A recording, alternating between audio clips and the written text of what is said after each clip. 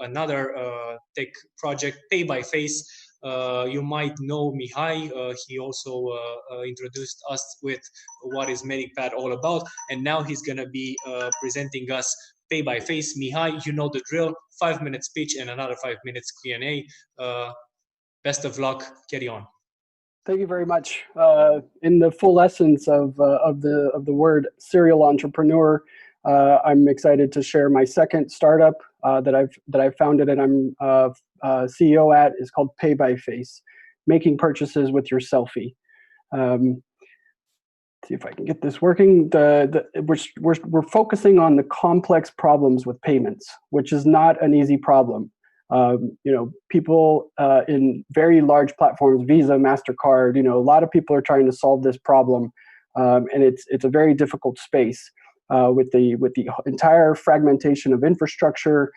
There's cards, NFCs, mobile pays, Apple Pay. I mean, everybody's putting the name Pay behind their logo, and cash is king in many parts of the world, which limits innovation and causes high risk with what the population needs.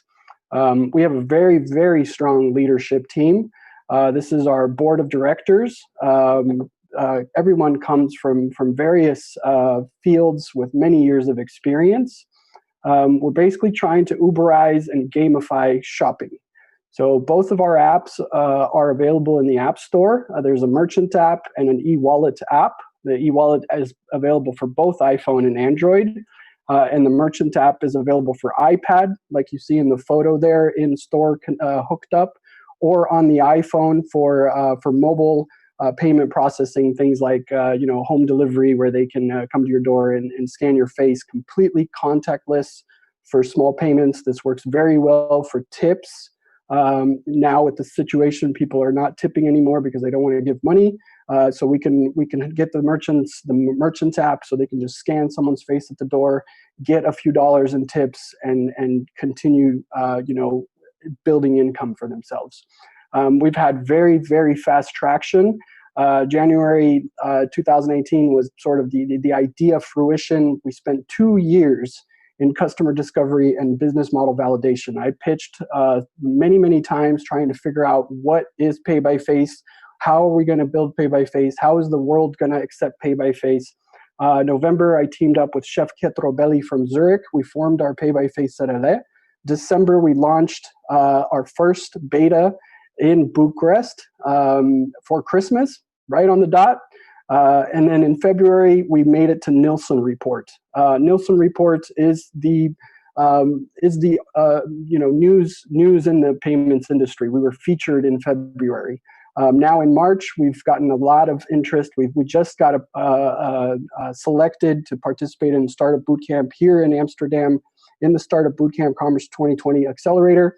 Our partner in Romania, Mihai Teodorescu, is participating in the Founder Institute right now. We just got word from Visa Innovation at 11 Ventures in Sofia that we are shortlisted for the selection days coming up, and we were shortlisted for Fit for Start in Luxembourg. Unfortunately, due to the virus, that pitch was canceled, but we were going to pitch in Luxembourg as well. The market opportunity it's big, but we're trying to focus it on the current pain. In the last 3 months since forming our Serele, we've signed exclusive distribution, getting the infrastructure in place worldwide. We have almost 10 countries worldwide that we formed exclusive partners that want to start distributing PayByFace, and now we're focusing highly on the pain created by the COVID situation. Shops closed, restaurants closed, our tablets cannot be in the store, so that's why we released the very simple merchant app. It's basically like Uber driver, Uber traveler. We have 2 apps, and the merchants can start continuing to get their revenues and get their tips. We have 4 core business models that all surround digital advertising networks. So I come from digital advertising. I built some of the largest digital advertising networks, out-of-home digital advertising networks in America in the early 2000s. I had over 300 screens across California and Seattle. So I know the out-of-home digital advertising network very well. And so that's we're going on out-of-home advertising on our tablets and devices. We can white label the entire PayByFace platform, which our Africa partners right now are building a loyalty white label platform for a company in South Africa that wants to get rid of all their cash and convert into a digital point system using PayByFace. Of course, we're going to be processing a lot of transactions through our partner e-commerce gateways. We don't take the payments. We don't move the money. We just push the payment to an e-commerce gateway. And so we're going to share, commissions on those fees with them at scale, not right now. And then we have the merchant app subscription fee, which is going to be 19 euros a month. Let's wrap up because time is almost off. Absolutely, yeah. So these are our pricing plans. In-store is free, home delivery 19 euros a month. White label starts at 50,000 euros a year. We've analyzed our competitor analysis. We have some key advantages across, the big players, Alipay, Worldline. Our benefits have to do with the zero cost, the seamless payments, the contactless payments, totally contactless, especially in this environment. Our go-to-market strategy is a global distributor reseller partner network with global networks. We've signed NDAs with some big platforms, and participating at the Visa Innovation is going to give us a lot of insider business know-how. Now it's time to take a couple of questions, Mihai. Thank you for bringing in PayByFace. Let's see some of the questions that the jury members may have. Hopefully it's useful for PayByFace, for the business model, for all the use cases. Who wants to go first? I'd like to answer. I'm Cosmin. Yeah, Cosmin, please shoot. I know your business very well as Hi, Cosmin. member of a fintech association. Yes. We had a meeting in the morning, but my question actually is coming from the perspective that serial entrepreneur refers to exited businesses, not the same time businesses. So my question is, because I know the model, once again, how do you deal with early stage startups? I mean, it's a bit tough to really do good job. I deal with them because I have very, very great teams behind me. I'm the sort of the visionary and the high level strategy behind this, and I have my full team that is helping me execute this. So it's not just me, and this is just our board of directors team. We have another 10 people underneath that are doing the global distribution networks worldwide, in India, in South Africa, in several countries across Europe. So it is not just me, and that's why I'm able to do this, because I've been dreaming about this for 4 years. It's like breathing air now.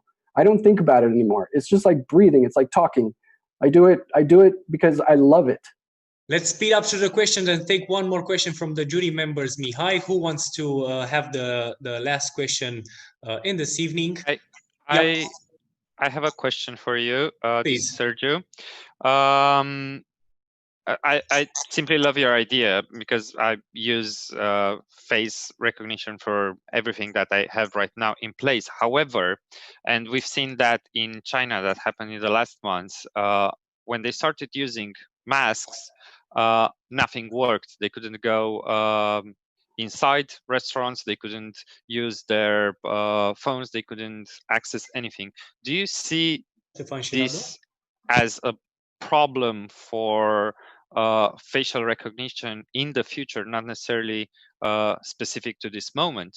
Because nobody thought about that you can hide part of your face and suddenly have no access. And how you think of mitigating such a thing? Yeah, absolutely. So we actually have some advantages with our face recognition software. We're using some very high level algorithms that are in NIST right now. They're being filtered by and tested by NIST, which is the U.S. government Institutes of Standards and Technologies. I was actually in a meeting with them this morning about this, and so we can, with our algorithm, you can actually cover your mouth. Unfortunately, once you cover your nose, it does go away. But as you can see, there's no realistic way that everybody on Earth can have a mask. We're already running out of masks. Even hospital staffs are running out of masks. So unless people start a new fashion trend, I don't see this being a problem even in the foreseeable future. Plus, if we're all stuck at home, you're not going to be walking around the house with a mask. So if you're making a payment at the door, that's our focus right now. That's our showcase piece, is really the tips market in the home delivery, because nobody's tipping, and it's really hurting the people that are bringing us food and water while we're stuck at home. And I want to continue. While we're stuck at home, we're stuck with time. But thank you, Mihai, for supporting all this feedback coming from the jury members. So just to recap shortly before